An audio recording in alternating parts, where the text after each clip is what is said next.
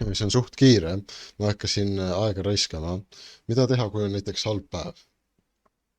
Mul eile, kui ma tegin esimest videot, ma pidin tegema morning rutiini, mis ma nii-öelda suvevaheajal tegin, aga kooli alguses ja isegi kooli vahel ei teinud. See oli nagu mediteerimine ja nii bla, nii. Pärast ülesärkamist ma vaevu tegin midagi, paar kükki. Pärast seda ma läksin alla kööki, kukistasin popcorni sisse ja šokolaadi. Siis ma lihtsalt vaatasin 4 tundi YouTube'i lihtsalt niisama binge watch. Lihtsalt aeg raisatud.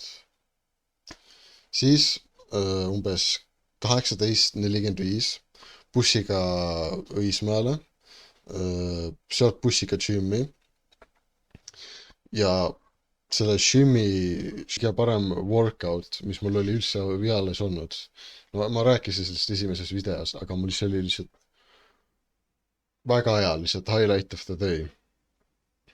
Siis sellega ma tahan jõuda selle juurde, et sul võib alguses valesti minna kõik.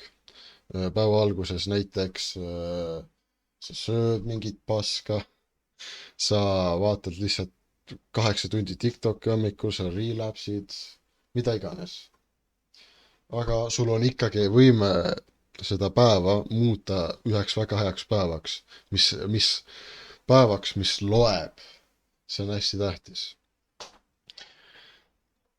Kõige parem, kuidas muuta enda päeva ümber, on see, et sa alustad väikeste asjadega, sa ehitad momentumit, kuni see läheb suuremaks ja suuremaks. Kuni sul on palju confidence'i, et sa saad raskeid asju teha, mida sa ei oleks ennem julgenud teha. Aga seda ei saa üldse vältida, sest rasked päevad ja lihtsad päevad lihtsalt tulevad ja lähevad. Nendega lihtsalt peab arvestama. Lihtsalt ole alati valmis selle jaoks. Davai, siin lõpus jah, nagu ma sain suurt upgrade'i. Fuck, no mul on veel vaja upgrade'i, aga davai. Homme tuleb uus video, jah. Aga siin on mingil määral editimist, nii et